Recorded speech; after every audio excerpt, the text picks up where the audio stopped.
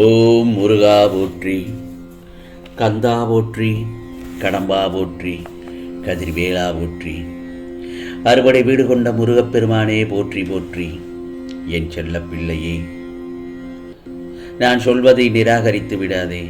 ஏனென்றால் இந்த முருகப்பெருமான் உன்னிடம் ஓர் உண்மையை சொல்ல துடித்து கொண்டிருக்கிறேன். இந்த திருச்செந்தூர் முருகன் நான் சொல்வதை சட்டென கேள். இதோ எந்த ஒரு காரியத்தையும் ஈடுபாடோடு செய். அதில் ஒரு பிடிப்பும் நம்பிக்கையும் இல்லாமல் நீ செய்யும் எந்த ஒரு காரியத்திலும் உன்னால் வெற்றி பெற முடியாது. ஆனால் நீ சொல்லலாம், நான் ஈடுபாடோடு தான் செய்கிறேன், ஆனால் அப்போதும் வெற்றி பெற முடியவில்லை. கவலைப்படாமல் செவ்வனே, நீ உன் கடமைகளை செய். உன்னுடைய காரியம் நிச்சயம் கைகூடும். தொடர்ந்து நீ அடைந்து வரும் தோல்விகளாலும் ஏமாற்றங்களாலும் நீ அதை நம்ப மறுக்கிறாய். அப்படித்தானே? அதற்காக நீ செய்யும் செயல்களை நம்பாமல் செய்தால் எப்படி? சற்று யோசித்து பார். இந்த முருகப்பெருமான் என் பிள்ளைகளை என்றும் கவலைப்பட்டு கொண்டே இருக்க நான் விட்டு விடுவேனா? நான் இருக்கிறேன், நம்பிக்கையோடு இரு, கவலைப்படாதே. யாம் இருக்க பயமே, நிச்சயமாக உன்னை கைவிட மாட்டேன். எந்தவித சந்தேகமும் கேள்வியும் எழும்பாமல் நமக்கு எது சிறந்ததோ அது நிச்சயம் நம்மை வந்து சேரும் என்ற எண்ணத்தை முதலில் உன்னில் வளர்த்துக்கொள். இவ்வுலக அனுபவங்களை எல்லாம் எடுத்துப்பார். இந்த மாதிரியான எண்ணம் உள்ளவர்களே அவரவர் வாழ்க்கையில் வெற்றியுடன் இருந்திருப்பார்கள். அதைத்தான் நான் உன்னையும் பின்பற்ற சொல்கிறேன். நீ உன்னுடைய துன்பமான காலங்களை கூட புன்னகையுடனும் தளராத நம்பிக்கையுடனும் எதிர்கொண்டு பார். உன்னுடைய தடைகள் அனைத்தும் வெற்றி படிகளாக மாறும். ஆனால் நான் சொல்வதை அதை பின்பற்றுவதை சிறிது கடினமான ஒன்றுதான் பின்பற்றுவது. ஆனால் அதை முயற்சி செய்து பார். முயற்சி செய்து கொண்டே இரு. உனது துயரங்களும் துன்பங்களும் அனைத்தும் காணாமல் போய்விடும். ஏனென்றால் என்னை மீறி உனக்கு எதுவும் நடக்காது. உனக்கு எல்லா சூழ்நிலைகளிலும் இந்த முருகப்பெருமான் துணையாக நிற்பேன். என்னுடைய வார்த்தைகள் மீது நீ நம்பிக்கை வைத்து செயல்படு. மீதியை நான் பார்த்துக் கொள்கிறேன். ஏனென்றால் உன் வாழ்க்கையில் நடக்கும் விஷயங்களுக்கும் வேதனைப்படுவதற்கும் உன்னுடைய அவசரமான முடிவுதான் காரணம். எதையுமே கொஞ்சம் நிதானமாக யோசனை ஒன்றி செயல்படும். பொறுமையாயிருந்து முடிவு செய். நான் ஒன்று சொல்லட்டுமா? ஒருவர் உன்னை கஷ்டப்படுத்துகிறார் என்றால் அவர்களை விட்டு நகன்று விடு. அவர்களுக்கு எந்த பதிலையும் சொல்ல தேவையில்லை. அப்படி நீ பேசினால் உன் மனம் ஏற்கனவே வலியால் இருந்திருக்கும். அந்த வலி உன் மனதை இறுக்கி வார்த்தைகளால் அதை வெளிப்படுத்தும். பின் அதுவே கோபமாக அந்த இடத்தில் காட்சியளிக்கும். அது உன் தவறு இல்லைதான், ஆனால் அது கோபமாய் வெளிப்படச் செய்யும். கோபம் தவறு இல்லை, ஆனால் அது அடுத்தவர்களை வார்த்தைகளால் காயப்படுத்துவதுதான் தவறு என்று கூறுகிறேன். மேலும் உன்னை அவர்கள் கோபத்துக்குரியவர் என்று அழகாக சித்தரித்து உன்னை விட்டு போய்விடுவார்கள். அவன் ஒரு கோபக்காரன் என்று உனக்கு ஒரு கெட்ட பெயர் தான் ஏற்படும்.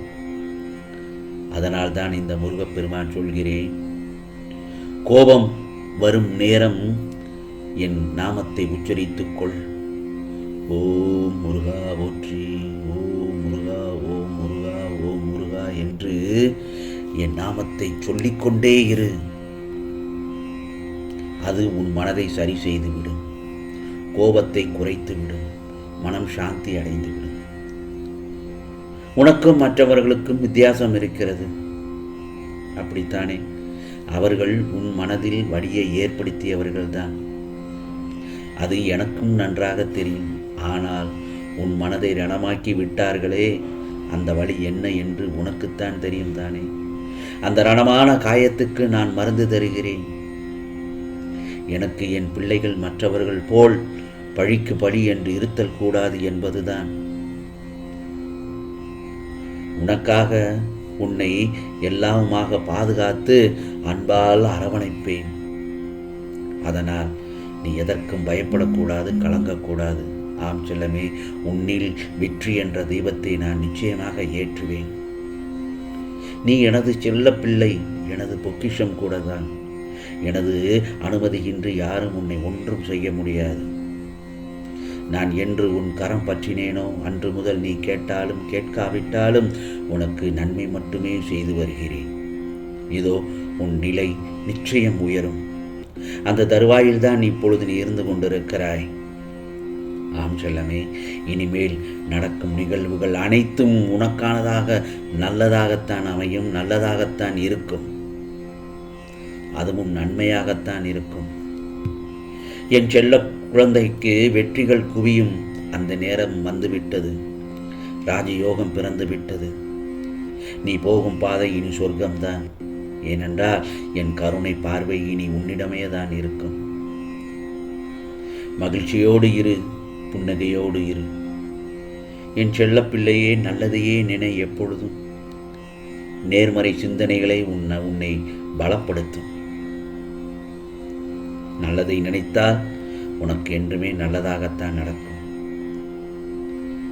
இன்ப அதிர்ச்சி, இரட்டிப்பான நல்லதொரு மகிழ்ச்சியான செய்தி உனக்கு காத்திருக்கிறது. தொடர் தோல்விகள் இனி உனக்கு கிடையவே கிடையாது.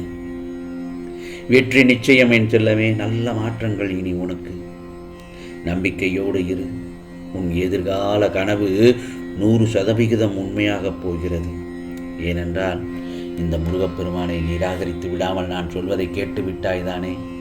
அப்படி இருக்கும் பட்சத்தில் நான் உண்மையை சொல்ல வந்தேன். அந்த உண்மையை நான் சொல்லிவிட்டேன். இப்பொழுது உன் மனம் சாதுவாக இலகுவாக இருந்திருக்கும். அப்படித்தானே? நான் சொல்வதை கேட்டவுடனே நீ மனதில் சந்தோஷத்துடன் துள்ளி குதித்து நடக்கப் போகும் நிகழ்வுகளை எண்ணி மகிழ்ச்சியில் திளைத்து கொண்டிருக்கிறாய். ஏனென்றால் உன் பிரார்த்தனை இப்பொழுது இந்த நொடியிலிருந்து ஆரம்பமாகிவிட்டது. நல்லதொரு காலம்தான் உனக்கு. ஆம் செல்லமே, கவலைப்படாதே. இதோ உன்னுடைய கோரிக்கைகள் அனைத்தையும் நிறைவேறும் நேரமும் வந்துவிட்டது. நிச்சயமும் அந்த முருகப்பெருமான் எல்லாவற்றையும் நல்லதாகத்தான் நடத்தி காட்டுவேன். கவலைப்படாதே. ஆகவே உனக்கானது எல்லாம் நல்லது நடக்கும் என்ற எண்ணத்தோடு மேற்கொள்ளப்படும் எந்த முயற்சியும் வீணாகவதில்லை. உனக்கானதெல்லாம் நல்லதாகத்தான் நடக்கப் போகிறது என் செல்லமே. உன்னை நீ நினைத்து பார்க்க முடியாத அளவிற்கு இந்த முருகப்பெருமான் உன்னை உயர்த்தி வாழ வைக்கப் போகிறேன். இது முருகப்பெருமானின் அருள் வாக்கு, சத்திய வாக்கு. ஓம் சரவண பவ, ஓம் சரவண பவ, ஓம் சரவண பவ.